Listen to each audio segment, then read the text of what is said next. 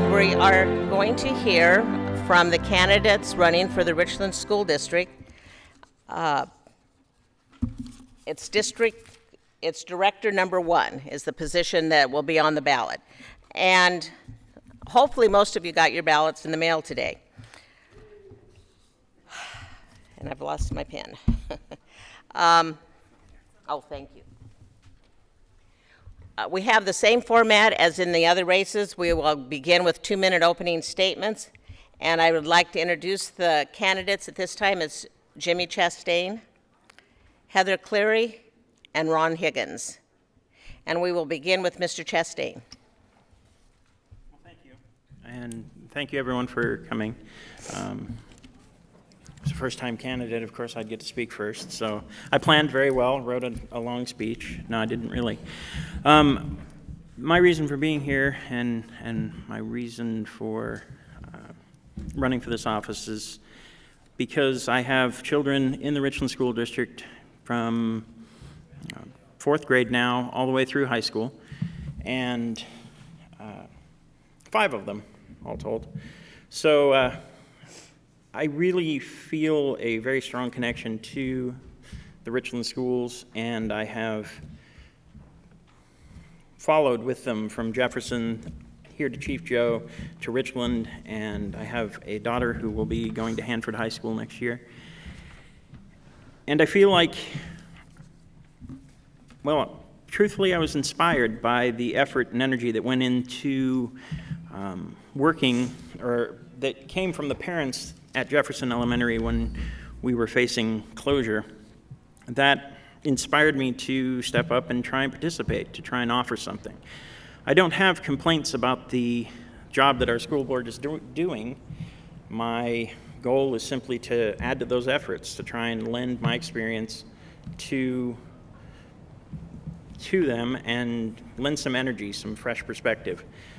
I've had a varied set of careers, but have found over the last 10 years while I've been here, I've worked at Pacific Northwest National Lab in contracts. I also worked there as an educator, designing and teaching classes in the use of technology, and I just hope that I have the opportunity to use those skills to help our children and our whole district. Thank you. Thank you. And we'll now hear from Ms. Cleary. Hi, my name is Heather Cleary, and I'm proud to have served as a school director for the past 8 years. My husband Joe and I have raised our children in Richland for 20 years, and both our children attended and graduated from Richland schools. I initially got involved with schools through my children, and eventually that involvement grew into serving on the school board. I'm excited about the Richland School District, our current initiatives, and what the future holds for the district. It's fun to serve on a school board where many of our students are flourishing. We have incredible teachers and staff members who work daily to help our students reach their potential. There are wonderful programs that exist to meet the many needs of our students, ranging from special ed to gifted students. There are a variety of choices to engage students, such as drama, music, art, career and technical classes, and athletics. It's important for the district to have a variety of programs so students are engaged in learning to discover their skills and interests. The district also works hard to provide quality facilities that are clean, safe, and in good working condition. Student safety is our highest priority. I've always believed that our community is only as good as the quality of schools we provide, and it has always been my desire to have Richland schools be the best that they can be. Thank you.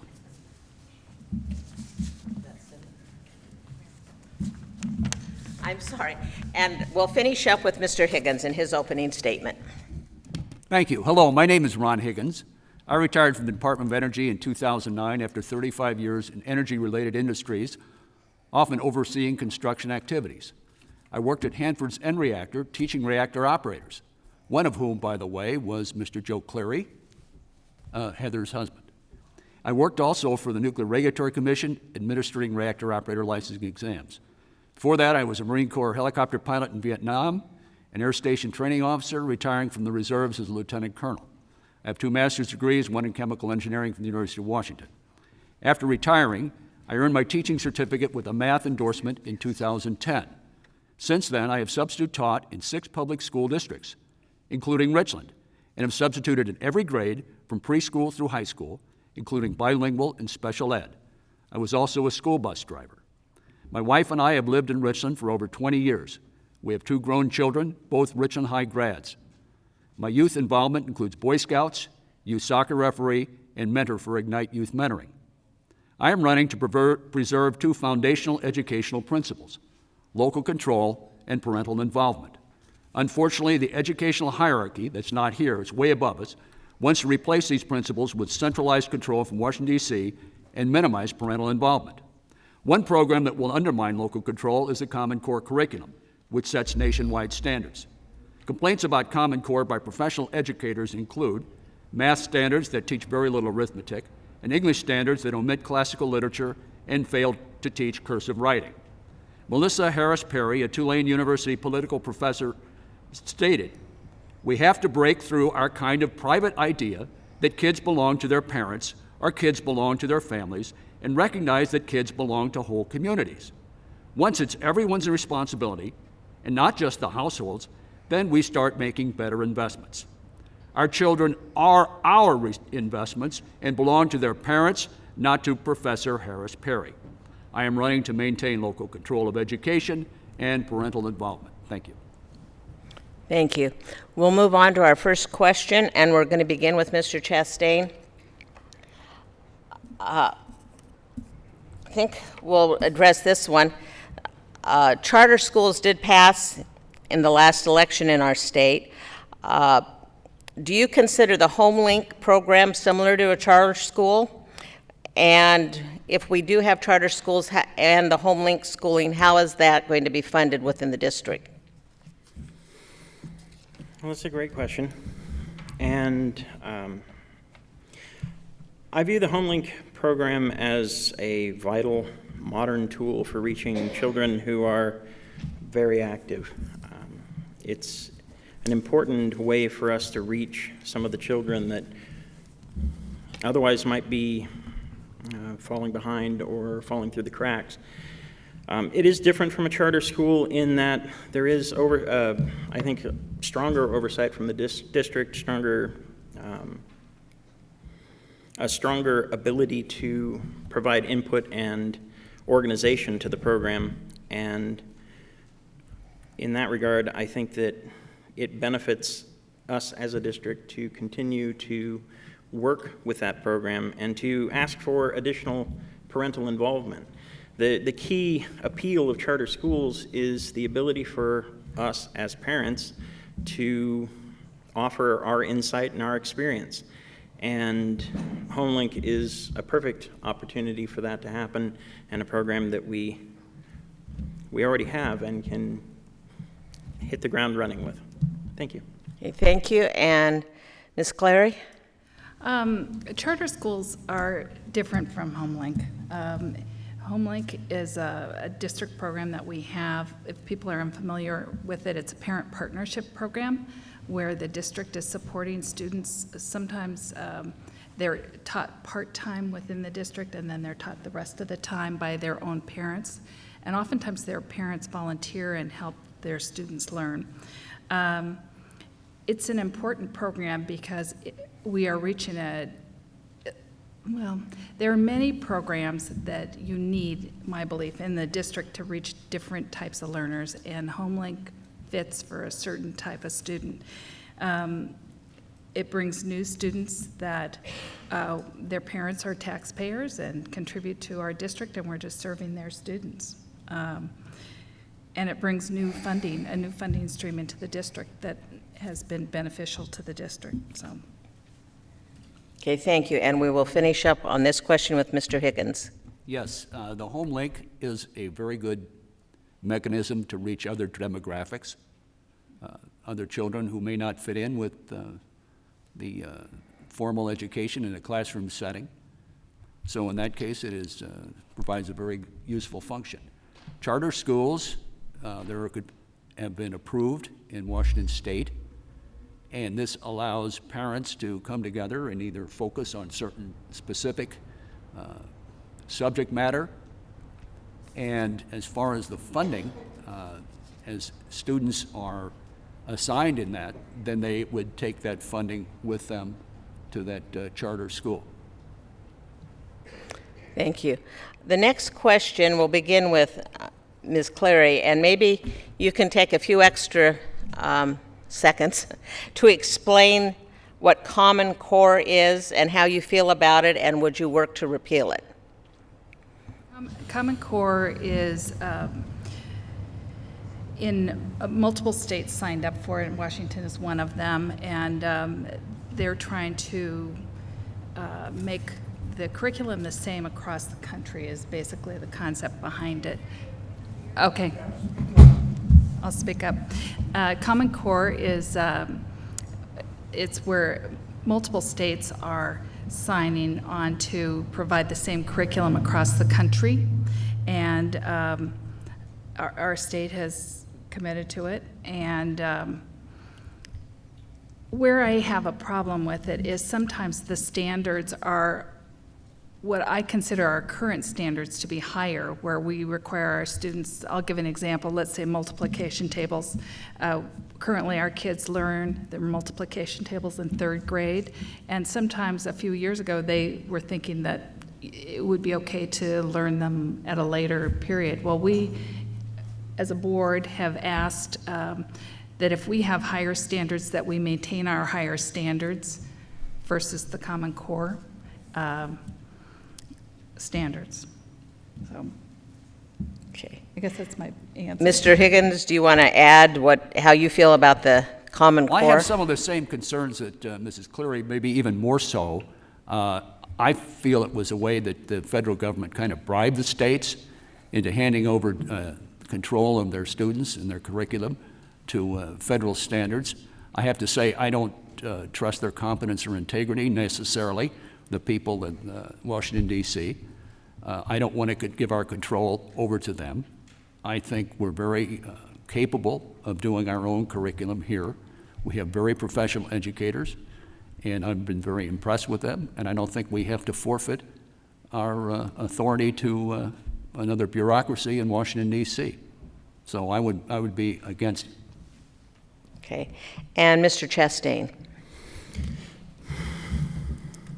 The principle of Common Core is, or can be seen as a fence or a wall, but it could also be seen as mile markers or guideposts that allow a district to identify some common ground with the rest of their peers, with our children's peers, and gives us a baseline from which to go, well, this is what we view as being our minimum. We know we're capable of doing better, and this gives us the opportunity and the tools that we need to do that. If we prove that we can do better than these guidelines, then we should, and I think we will. But I don't view it as an obstacle. It's not a wall. It is a tool. It's everything that we're given or that we develop as a community can be turned into a tool to make our district better. And I think that this is just one example of how we can do that. We can take something that on the outside might look like a fence and simply use it as a milepost and something that we can strive to run past, and hopefully very quickly. Thank you. Thank you. The last question will begin with Mr. Higgins, and it deals with maintenance. How do you feel about the current plan that's in place, or would you try and change something to ensure proper maintenance of the buildings in the Richland School District, especially the new or upgraded buildings? Well, my philosophy is pay me now or pay me later. Maintenance it doesn't cost, it pays. You need to keep your facilities up in tip-top condition, or you will be paying much more later on. I don't know the specifics of some of the programs, but a good maintenance program identifies all the equipment, determines the required maintenance on that, and makes sure that the maintenance is done in a timely manner by competent people, and to make sure that it is running properly. Also, the oversight by people who are actually using the facility and getting feedback from those if there's any problems so they could be addressed right away. Thank you. We'll move on to Mr. Chastain.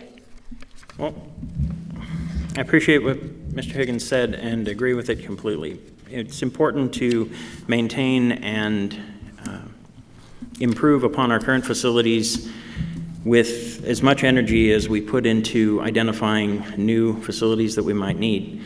In fact, I think that it is something that often gets overlooked in my experience as we constantly look ahead to our needs, and our facilities that we've trusted and we've relied upon and that we walk the halls of every day sometimes struggle because of it. I think that one of the most important things that we can do as a district is to look at the facilities that we have and utilize them to the absolute best possible, and to ensure that they are as sturdy as possible so that these buildings last for a great long while. Thank you. Thank you. And Ms. Cleary. Hi. As far as maintenance, when the 2003 bond issue passed, it was pretty clear from the voters that they wanted us to make sure our facilities were well maintained. And so with the passage of that bond, we started a comprehensive maintenance program at the same time. Not only were we constructing the new facilities, but we were maintaining the old ones. And so now there's a whole process in place where work orders are completed in a building whenever an employee notices something that's not working correctly, and the staff addresses it right away. And so we've kept, while we've been building new buildings, we have maintained our old buildings because it was very clear from our voters that that's what they wanted us to do. So. Okay, thank you. It's now time for their closing statements. Ms. Cleary is going first, so we will hear again from her right away. Okay. I would like to thank the League and the sponsors for providing tonight's forum. Never in my wildest dreams did I ever think I would run for elective office until a former school board member encouraged me to apply for a vacant board position in 2005. Before I was a board member, I was a classroom volunteer, a PTA officer, and worked to pass bonds and levies. I volunteered because I wanted Richland schools to be the best that they could be. It also taught me the personal rewards of volunteering. I learned how schools operate, and it gave me a chance to meet other parents and staff. Being a volunteer has made me a better school board member. As a board member, I work hard to do the best I can on behalf of all Richland schools. I'm an open-minded person who looks at each and every issue from a variety of perspectives before making a decision. I work to be accessible and approachable to others. Having skills like open-mindedness and a lack of a personal agenda are valuable qualities for a school board member to possess, because sometimes the best solutions are reached by listening to others to find a workable compromise. That's why I feel I'm the clear choice for Richland schools, and I appreciate your vote in the August 6th primary. Thank you. And Mr. Higgins is next. I want to thank the League of Women Voters and the sponsors for the opportunity that this presents all of us to address the voters. I've been at numerous Richland School Board meetings, and I can fully attest that Mrs. Cleary is a very competent and very courteous member of the school board. I was hoping someday to join her on that board. Unfortunately, that is impossible. But unfortunately, so it goes in sports. But with my experience as a classroom teacher in a variety of public school settings, subjects, locations, and age groups, my experience as a school bus driver, my long-term association with Richland Public Schools as a parent, my involvement in youth activities, my experience overseeing construction activities, and my commitment to local control of education and continued parental involvement, I will be able to make a positive contribution to the school board. There are other issues, but if we forfeit local control, the important decisions will be made for us. You can learn more about me at my website, Higgins4richlandschools.com. That's Higgins, the number 4, richlandschools.com. My name is Ron Higgins. I'm running for Richland School Board, Position 1. I appreciate your support. Thank you.